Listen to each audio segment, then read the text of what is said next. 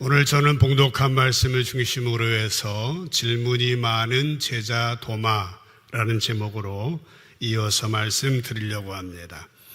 고대 그리스의 의사였던 히포크라테스라고 하는 사람은 사람의 기질을 4가지로 분류를 했습니다. 잘 아시겠습니다마는 우울질, 또 담즙질, 다혈질, 점액질 등등 잘 알지 못하지만은 다혈질은 잘 알고 있습니다.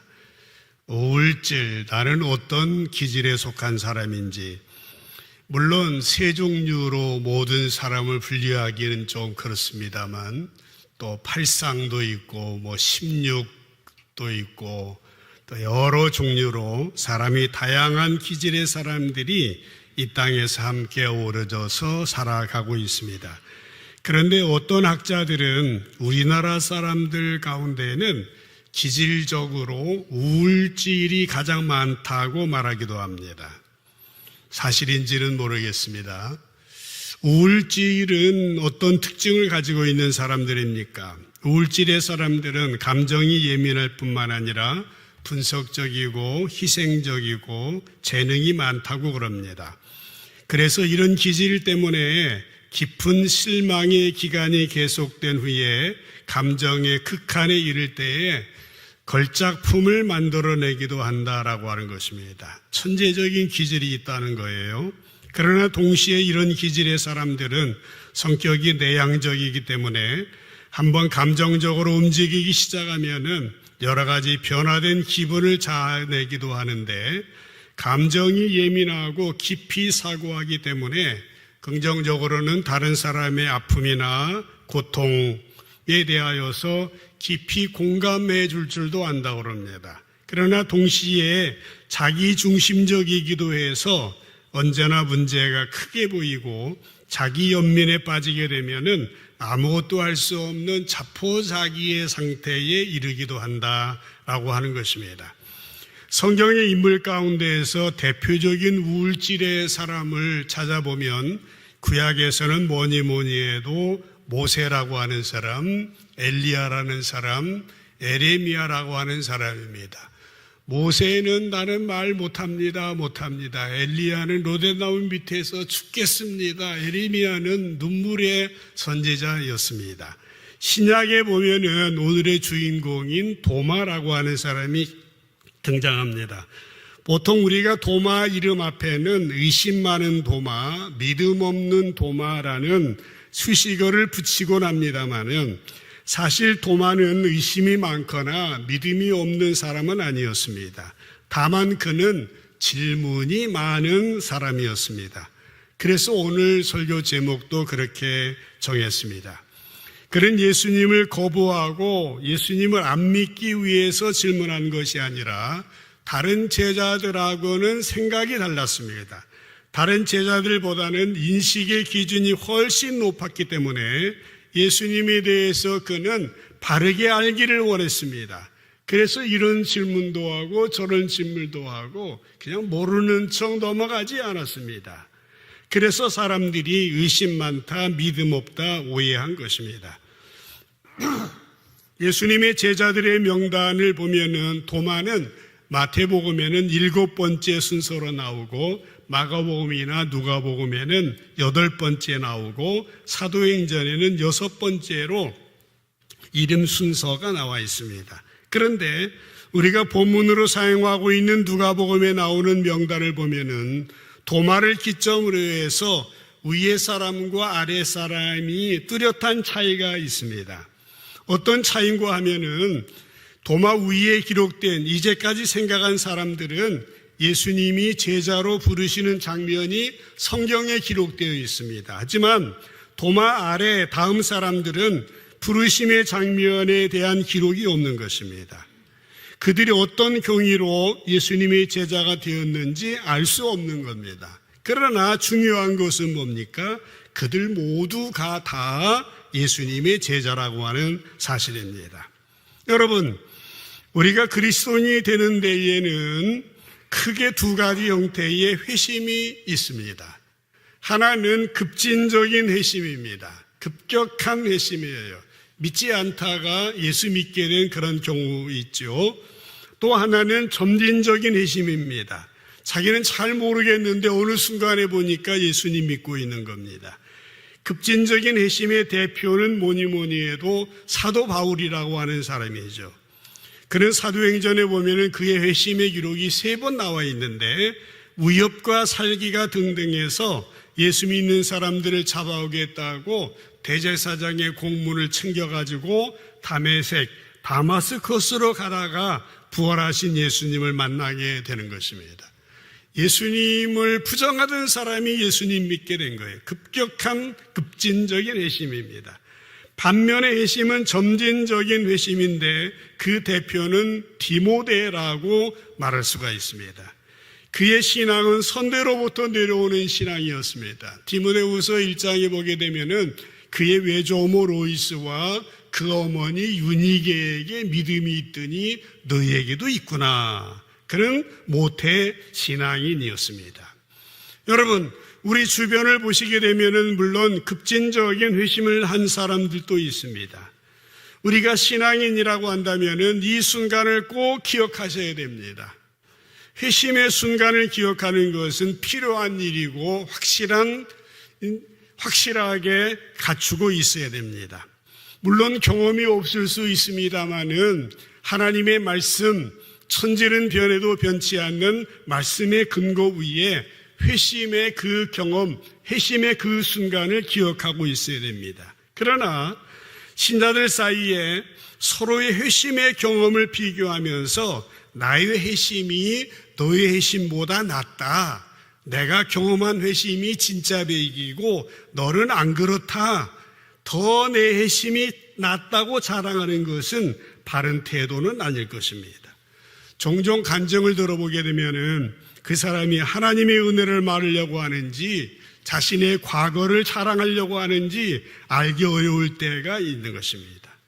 사실 우리가 과거에 어떤 삶을 살았든지 모든 회심은 궁극적으로 동일해야 됩니다. 어떻게? 예수님을 만난 이전과 이후가 있어야 됩니다. 예수님을 영접한 순간 이전 것은 다 지나갔으니 보라 새 것이 되었도다. 새로운 삶을 살아야 됩니다. 우리는 분명히 회심의 순간을 기억해야 되고 회심했다고 하면은 회심한 사람으로서의 새로운 삶을 살아야 한다고 하는 것입니다. 예수님 바라보고 예수님 제일주의로 살아가는 것이죠. 요한복음 9장에 보면은 한 소경 시각장애인의 이야기가 나옵니다. 이 사람은 태어날 때부터 앞을 보지 못했습니다. 그런데 예수님을 만나게 되는데요. 예수님께서 이 사람에게 오셔서 땅에 있는 진흙을 가지시고 침을 뱉어가지고요. 진흙을 이겨서 눈에 발라주시고 뭐라고 말씀하십니까? 실로암에 가서 씻으라라고 하셨을 때에 이 사람은 눈을 뜨게 되었습니다. 아주 놀라운 경험이죠. 그냥 말씀하시면 좋았겠습니다마는 진흙을 가지고 침을 뱉었다고 그럽니다. 요즘 같으면 조금 기분이 안 좋았을지도 모르는데 이 사람은 대단한 경험을 한 거예요. 근데 누가복음 18장에 보면은 다른 소경 한 사람이 나옵니다. 예수님이 여리고로 내려가시다가 소경을 만나는데요. 이 소경은 예수님을 보고 큰 소리로 외쳤어요. 다윗의 자손 예수여, 나를 불쌍히 여기소서. 그렇게 큰 소리로 외치니까 예수님이 데려와라 하시고 그 사람에게 그냥 말씀만 하십니다. 보라, 내 믿음이 너를 구원했다 라고 말씀만 하시니까 고침받게 되었던 것입니다. 요한복음의 소경과 그리고 누가복음의 소경, 같은 사람은 아닌 것 같아요. 누가복음의 소경은 어떤 선천적으로 앞을 보지 못했는지 중간에 사고가 났는지 모릅니다. 한번 상상해 보십시다. 이 두 사람이 서로 만나요. 요한 소경과 누가 소경이 서로 우연히 만나서 대화를 나눈다고 생각해 보십시오. 요한 소경이 말했습니다.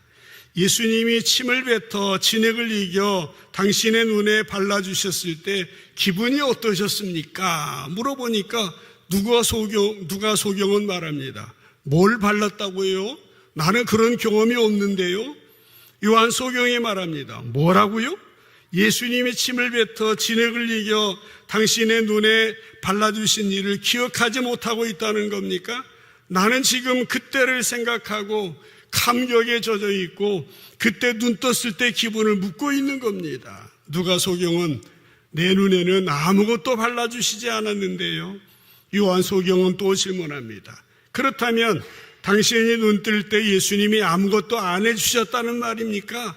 눈에는 아무런 감촉도 없었다고요? 누가소경은 나는 몰라요. 그런 일 없었어요. 그냥 예수님이 내 믿음이 너를 구원했다 말씀하셨을 때 눈이 보이기 시작했어요. 그들의 이야기는 계속되었습니다마는 요한소경은 계속 질문을 되풀이하였고 누가소경은 도저히 알 수 없는 이야기라고 말하고 있는 것입니다. 마침내 요한소경은 결론을 내립니다. 뭐라고 내렸을까요? 당신은 아직 눈 뜬 것이 아니군요. 분명히 눈 떴는데 자기 마음대로 눈 안 뜬 거라고 말하고 있는 겁니다. 사람들은 그렇습니다. 대개 상대방의 형편이나 사정에 대해서는 잘 모르면서 자기 경험과 똑같이 아니하면은 믿지 않으려고 합니다. 이게 인간의 한계입니다. 이것이 이른바 구원 논쟁입니다. 점진적으로 회심한 사람이, 특별한 경험 없이 회심한 사람이 급진적으로 회심한 사람에게 질문합니다. 언제 구원 받았느냐 물어보면은 이 사람은 확실히 말합니다. 언제, 어디서, 어떻게 구원을 받았다고 말합니다. 그러나 그것은 점진적으로 회심한 사람에게는 그렇게 답하기는 이상한 것입니다. 그러므로 여러분, 우리들은 언제 구원 받았느냐 질문하는 것보다 지금 예수님을 알고 있는지, 예수님을 의지하고 있는지, 예수님을 믿는지 질문해야 되는 겁니다. 여러분, 이스라엘 백성들이요, 애굽에서 어떻게 살았는지, 무엇을 하며 살았는지, 홍해를 건널 때 어떻게 건넜는지 중요하지만 중요하지 않아요. 더 중요한 게 있다고 하는 것입니다. 물론 이런 경험이 꼭 필요합니다. 변화의 경험, 회심의 경험이 꼭 필요합니다. 그 순간을 기억하시는 게 좋아요. 그 순간을 여러분들이 세례받은 날인지 어떤 말씀을 받은 날인지 그건 본인만 압니다. 하나님하고. 이 순간은 꼭 필요합니다. 기억해 놓으시면 좋아요. 영적인 생일이라고 말하죠. 그런데 더 중요한 것이 있다는 겁니다. 그게 뭘까요? 홍해를 건넌 이후입니다. 홍해를 건넌 이후 어떻게 광야를 지나서 가나안 땅에 들어갔는지, 또 가나안 땅에서 어떻게 하나님의 뜻대로 살았는지 그것이 중요하다라고 하는 것입니다. 사랑하는 성도 여러분, 우리들 한 사람 한 사람은 예수님을 만나서 새 사람이 된 이후 지금까지 각자의 나름대로 신앙생활의 과정을 지나오고 있습니다. 어떤 분들은 급격한 회심을 했을 수도 있고 어떤 분들은 점진적인 회심을 했을 수도 있는 것입니다. 그러나 중요한 것은 이전과 이후, 오늘이 중요하다라고 하는 것입니다. 오늘 우리가 본문으로 삼은 12절에 보면은 예수님께서 제자들을 부르세요. 산으로 올라가셔가지고 밤이 새도록 기도하신 다음에 12 제자를 부르시는데요. 물론 처음에 말씀드린 것처럼 제자로 선택되는 과정이 성경에 기록된 사람도 있고 기록이 안 된 사람도 있습니다. 베드로 같은 사람은 놀라운 기적을 통해서 제자가 되었죠. 바돌로메 같은 사람은 무화과나무 아래에서 묵상하다가 제자로 부르심을 받았어요. 마태 같은 사람은 자기 세관에 앉아 있다가 부름받기도 했습니다. 그런데 중요한 것은 무엇입니까? 그 사람들이 모두 다 예수님이 불러주셨고 예수님의 제자가 되었다고 하는 것입니다. 부르심의 과정이 성경에 기록되지 않은 사람도 있지만은 제자가 되었다고 하는 것은 분명한 것입니다. 그들에게 중요한 것은 지금 제자로서 어떻게 살아가고 있느냐입니다. 제자로서 어떠한 인생을 살아왔느냐라고 하는 것입니다. 사랑하는 성도 여러분, 우리들도 그렇습니다. 예수 믿고 구원받아 하나님의 자녀, 예수님을 영접하는 그 순간 이후에 우리가 주님의 자녀로 부름받았기 때문에 이 자리에 있는 겁니다.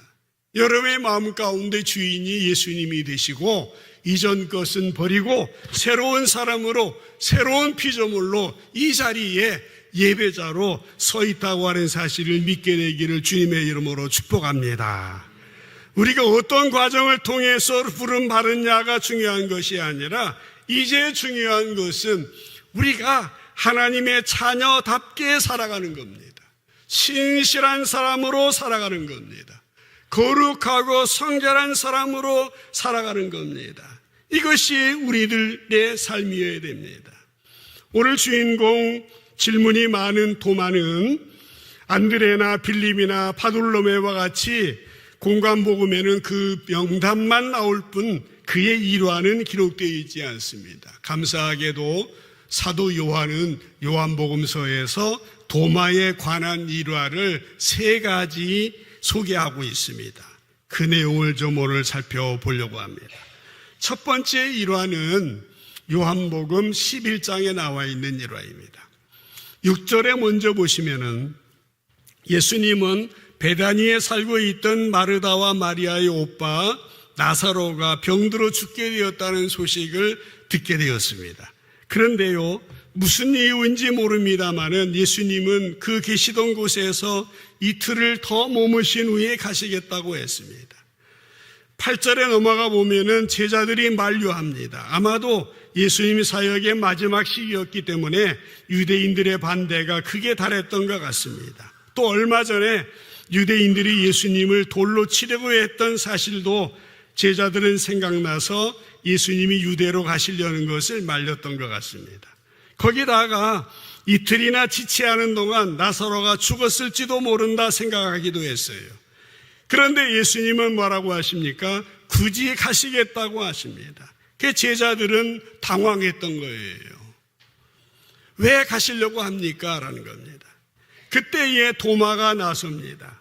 16절에 넘어가 보면은 도마가 다른 제자들에게 말합니다. 우리도 주님과 함께 죽으러 가자. 그렇게 말하였습니다. 이 말은 성격이 급했던 베드로나 우리의 아들이라고 별명을 가진 야고보나 요한이 할 만한 말 같습니다. 그런데 도마가 이런 말을 했다고 하는 것은 다소 특별한 순간이라고 말할 수 있습니다.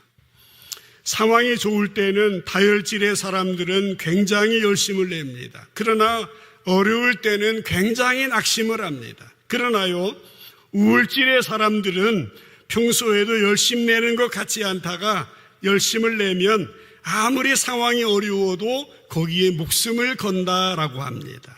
지금 도마의 말을 생각해 보면은 예수님에 대한 희망이나 확신을 가진 용기가 아니라 앞날의 어려움을 예상한 헌신적인 용기였습니다.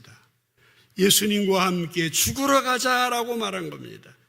그래서 심리학자들은 이 부분 도마를 용감한 비관주의자다 그렇게 말하였습니다. 도마는 예수님의 마지막 순간까지 실제로 목숨을 걸었던 그런 용기의 사람이었다고 하는 사실입니다. 두 번째 일화는 요한복음 14장에 나옵니다. 아신 대로 요한복음 13장에서 16장까지는 긴 예수님의 고별 설교입니다. 예수님은 제자들에게 설교하셨습니다. 당신이 떠나시면은 제자들이 우왕좌왕할까 걱정을 하셨는지 14장 1절에 보면은 너희는 마음에 근심하지 말라. 하나님 믿으니 또 나를 믿으라. 내 아버지 집에 거할 곳이 많도다. 그렇게 설교하시면서 3절에 보면은 가서 너희를 위하여 거처를 예비하면 내가 다시 와서 너희를 내게로 영접해서 나 있는 곳에 너희도 있게 하리라. 내가 어디로 가는지 그 길을 너희가 아느니라 라고 말씀하고 있는 것입니다. 내가 어디로 가는지 그 길을 너희가 안다라고 말씀하시는데 지금 어떤 상황입니까? 예수님이 근심하고 있는, 걱정하고 있는 제자들에게 걱정하지 말아라, 나 믿으라, 내가 거처를 예비하러 간다라고 말씀을 하셨어요. 그러면서 내가 어디로 가는지 너희가 그 길을 아느니라 라고 말했는데, 이때 도마는 엉뚱한 생각을 하고 있었던 것 같아요. 예수님이 천국에서 하실 일에 대해서 말씀하고 계시는데, 도마는 예수님이 떠나가신다는 사실만 크게 듣고 거기에만 매달려 있었습니다. 도마는 예수님이 하시는 말씀의 전체를 생각하지 아니하고 자기가 생각하는 그 부분에만 머물러 있었어요. 그래서 그 다음 절 5절에 보면은 예수님께 불쑥 질문합니다. 주여, 주께서 어디로 가시는지 우리가 알지 못합니다. 그런데 그 길을 어찌 알겠사옵나이까? 불쑥 질문합니다. 무슨 말입니까? 예수님이 가신다고 하는 아버지의 집도 모르겠고 예수님이 가신다는 길도 모르겠습니다. 그러니까 우리들을 떠나지 마십시오 라고 하는 말입니다. 아마도 도마는 예수님이 말씀하신 길을 문자 그대로만 받아들였던 것 같습니다. 그런데 여러분, 도마의 이 어리석어 보이는 질문이지만은 도마의 이 질문 때문에 거기 앉아있던 예수님의 다른 제자들이나 오늘 우리들에게 위대한 예수님의 말씀을 듣게 됩니다. 그 말씀이 무슨 말씀일까요? 그 다음 6절에 나오는 말씀입니다. 함께 읽어보실까요? 시작. 예수께서 이르시되 내가 곧 길이요 진리요 생명이니 나로 말미암지 않고는 아버지께로 올 자가 없느니라. 아멘. 이 말씀은 우리 그리스도인들에게 굉장히 익숙한 말씀입니다. 암송하기도 하는 말씀입니다. 그런데 이 말씀은 우리들에게 굉장히 중요한 말씀이기도 합니다. 왜 그럴까요? 예수님은 내가 길이요 진리요 생명이라고 당신의 인격과 연결해서 설명하고 계시는 것입니다. 무슨 말입니까? 내가 곧 길이다라는 겁니다. 다른 사람이 아니라 내 인격이 길이요 진리요 생명이다라고 하는 말씀입니다.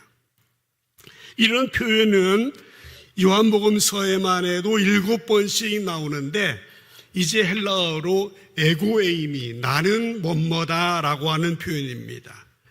요한복음에 나오는 예수님의 자기 선언입니다. 첫 번째로는 예수님은 나는 생명의 떡이다라고 말씀하시고, 나는 세상의 빛이다, 나는 양의 문이다, 나는 선한 목자다, 부활이요 생명이다, 참 포도나무다. 마지막 7번째가 내가 길이요 진리요 생명이다 라고 스스로 자기 선언을 하시는 거예요. 그러니까 예수님이 나는 생명의 떡이다 라고 말씀하셨을 때 이 말은 무슨 말입니까? 예수님이 떡을 가지고 오셔서 나눠주신다 라고 하는 말이 아니라 예수님 자신이 떡이라 라고 하는 말씀인 거예요. 예수님이 나는 세상의 빛이다 라고 하는 말씀은 우리에게 불을 붙여주시고 기름을 주시는 분이 아니라 예수님 자신이 빛이다 라고 말씀하시는 겁니다. 기독교 신앙에서 가장 어려운 것 중에 하나가 기독교를 하나의 도로 이해하는 겁니다. 그러니까 도를 닦는다는 것은 나에게 내용과 방법을 가르쳐주면 내가 그 도를 닦을 수 있다라고 생각하는 것입니다. 도 닦는다고 하는 건. 이 말의 배후에는 나는 할 수 있다, 가능성이 있다라고 하는 그런 말입니다. 그래서 예수님께서 나를 깨우쳐 주시기만 하면, 도를 닦게 해주시기만 하면 내 힘으로 내 지혜로 예수님을 따라갈 수 있다라고 하는 생각인 것입니다. 그러나 성경은 그렇게 말하고 있지 않습니다. 우리들이 원래부터 가능성이 없는 존재라고 말하고 있습니다. 원래로 죽은 존재라고 말하고 있습니다. 만일 가능성이 있었다고 한다면은 예수님이 이 땅에 오시지도 않았을 것이고 십자가에 달려 돌아가실 이유도 없었을 것입니다. 여러분, 우리가 예수님의 인격과 삶을 우리의 길로 삼지 않으면 우리는 가능성이 없는 존재들이에요. 여러분, 예수님에게 무엇을 배우고 힘을 공급받아 내 힘으로 살아가는 것이 기독교가 아니라는 것입니다. 기독교는 뭡니까? 나는 죽고 내 안에 예수님이 주인으로 좌정하셔야 됩니다. 예수님의 힘으로 사는 것이 아니라 예수님이 내 안에 계셔서 내 힘이 아니라 예수님으로 살아가는 것이 기독교다라고 하는 것이에요. 오늘 예수님께서 도마와 다른 제자들에게 하신 말씀은 내 안에 있는 예수님이 아버지께 이르는 길이요 진리요 생명이라고 말씀하시는 거예요. 좀 쉽게 말씀을 드리면은 우리가 이제 미국의 LA에 뉴욕에 가는 비행기를 타고 간다고 생각해 보십시오. 타고 있으면 어떻게 됩니까? 그 안에서 우리가 잠을 자든 책을 읽든 영화를 보든 목적지로 가는 것과 마찬가지라는 것입니다. 예수님 안에 있으면은 우리는 목적지에 도달할 수 있는 거예요. 오늘 도마의 어리석어 보이는 이 질문을 통해서 우리는 예수님이 길이요 진리요 생명이시라는 위대한 말씀을 듣게 된 것입니다. 도마는 질문이 많은 사람이었습니다. 마지막 일화는 요한복음 20장에 등장합니다. 예수님이 생전에 말씀하신 대로 십자가에 달려 돌아가셨다가 부활하셨지 않습니까? 그런데 그럼에도 불구하고 제자들은 예수님이 돌아가신 이후에 유대인들이 두려워서 숨어 있었습니다. 20장 9절을 보십시오. 안식 후 첫날인데 저녁 때에 제자들이 유대인들이 두려워가지고 모인 곳 문을 닫았습니다. 그런데 예수님이 오셨어요. 문이 닫혀있는 예수님이 오셔가지고 가운데에 서서 뭐라고 하십니까? 너희에게 평강이 있을지어다 말씀하시면서 십자가에 달리셨던 흔적인 손과 옆구리를 보여주시게 됩니다. 제자들이 얼마나 기뻤는지 몰랍니다. 부활하신 예수님을 보고 기뻐했습니다. 예수님은 제자들에게 21절에 넘어가서 보면은 아버지께서 나를 보내신 것 같이 나도 너희를 보내노라 하시면서 그들의 사명을 새롭게 고치시켜 주었어요. 그런데 아쉽게도 그 자리에 도마가 없었거든요. 도마는 예수님이 부활하셔서 그곳에 오시리라고 생각도 못했겠지만은 도마의 성격으로 볼 때에 예수님 죽음 이후에 의기소침해서 혼자 어디론가 숨어 있었을 가능성이 높습니다. 나중에 25절에 보면은 도마는 다른 제자들에게 부활하신 예수님의 목격담을 듣게 되었습니다. 우리가 주를 보았노라 하니 도마가 뭐라고 말합니까? 내가 그 손 못자국을 보며 내 손가락을 그 못자국에 넣으며 내 손을 그 옆구리에 넣어보지 않고는 믿지 않겠다라고 그렇게 말하게 되는 것입니다. 그러니까 여러분, 이 도마는 어떻게 말합니까? 단순히 예수님의 부활을 의심했기 때문에 이렇게 말한 것이 아니에요. 못 믿기 때문에 그렇게 말한 것이 아니에요. 그에게 철학적인 논리나 과학적인 설명이나 그 누구의 말로도 확신을 줄 수 없었습니다. 그는 몸소 자기도 확인해 보고 싶었습니다. 갈보리 십자가에서 돌아가신 예수님, 다른 제자들에게 나타나 주셨다면 자기에게도 나타나 주시기를 간절히 소망했던 겁니다. 그 소망대로 26절 그 다음 절에 보면은 여드레가 지났을 때에 제자들이 다시 집안에 있는데 도마도 함께 있고 문들이 닫혔는데 예수님이 오셔서 너희에게 평강이 있을지어다 라고 말씀을 하셨던 것입니다.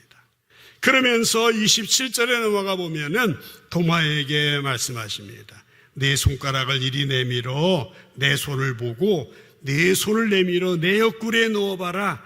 그리하여 믿음 없는 자 되지 말고 믿는 자가 되라 라고 말씀을 하십니다. 예수님은 8일 전에 도마가 다른 제자들에게 했던 말을 그대로 기억하고 계셨습니다. 그렇습니다. 예수님은요 오늘도 우리를 보고 계십니다. 우리의 말을 듣고 계시는 것입니다.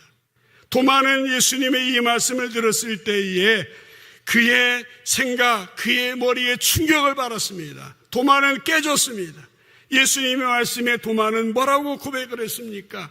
그 다음 28절에 보면 위대한 도마의 고백이 나옵니다. 도마가 대답하여 이르되 나의 주님이시요 나의 하나님이십니다. 그의 짧은 고백이지만 너무나도 강한 귀한 고백이 바로 여기에 등장하는 것입니다. 신약 성경에 나오는 고백 가운데 예수님을 하나님이라고 고백한 이 고백은 이 도마의 고백이 유일한 고백입니다. 사랑하는 성도 여러분, 여러분 어떤 신앙 고백을 갖고 있습니까? 도마의 신앙 고백이 바로 우리들의 고백이 되어야 하는 것입니다. 한번 따라하십시다. 나의 주님이시요, 나의 하나님이십니다. 이런 고백이 우리의 고백이 되어야 됩니다. 사실 우리 성경에는요, 평서문으로 되어 있지만은 원래 헬라어 원어에 보면은 감탄문으로 되어 있습니다. 이 감탄문으로 번역해 본다면, 나의 주님, 나의 하나님이라는 고백이 바로 도마의 고백인 것입니다. 나의 주님이라는 것은 무슨 말입니까? 예수님이 나의 주인이시라는 겁니다. 그 말은 나는 종이라는 뜻이에요. 종은 자기 계획을 가진 존재가 아닙니다. 주인의 말과 뜻에 따라 사는 사람입니다. 저 역시 아직 형편없고 부족하지만 주님의 뜻대로 살겠다고 하는 고백이 바로 도마의 고백이었습니다. 나의 하나님이라는 말의 하나님은 어떤 말입니까? 창조주라는 의미입니다. 어떤 물건을 만든 사람이 그 물건에 대해서 가장 잘 알듯이 하나님께서 나를 만들어 주셨기 때문에, 만드신 분이시기 때문에 저를 가장 잘 아시고 가장 선한 길로 인도해 주실 것이라고 하는 믿음의 고백이 나의 하나님이라고 하는 고백인 것입니다. 예수님은 도마에게 이런 고백을 받아내신 것입니다. 마찬가지로 오늘 우리들에게도 다가오셔서 문 밖에서 문을 두드리고 계시는 것입니다. 우리에게도 포기하지 아니하고 이런 고백을 할 때까지 우리를 인도하시고 우리의 인생 가운데 개입하셔서 도마와 같이 귀한 일로 쓰임받기를 원하신다고 하는 것입니다. 여러분, 도마가 어떻게 그의 인생이 마무리했는지 아시죠? 오순절 성령 받은 이후에 페르시아를 지나 인도까지 가서 복음을 전했습니다. 그는 예수님의 제자들 가운데서 가장 멀리까지 복음을 들고 간 사람인데요, 도마는 인도의 칼라미라라고 하는 곳에서 순교했습니다. 오늘날에는 첸나이라고 하는데 우리나라로 따지면은 포항이나 울산 정도 되는 인도의 그 전에는 마드라스라고 이름을 붙었던 데가 첸나이라고 하는 겁니다. 현대 자동차 공장이 첸나이에 있는데 이곳에 가면은 지금도 도마 교회가 있는 것입니다. 그는 무릎 꿇고 기도하는 자세로 창에 찔려 순교했다고 하는, 그리고 도마에 그 예수님을 만졌다고 하는 그 손이 보관되어 있다고 그러는데 믿거나 말거나 알겠습니다만은 본분들이 말하더라고요. 저는 아직 못 가봤는데 그렇습니다. 여러분, 오늘 도마의 생애를 살펴보면서 마지막으로 한 가지 말씀만 간략하게 언급하고 싶은 것은, 누가복음에서는 그냥 도마라고 했는데 요한복음 20장 24절에 보면은 디두모라 하는 도마라고 소개를 하고 있습니다. 디두모라고 하는 불리는 도마, 디두모는 쌍둥이라고 하는 뜻이에요.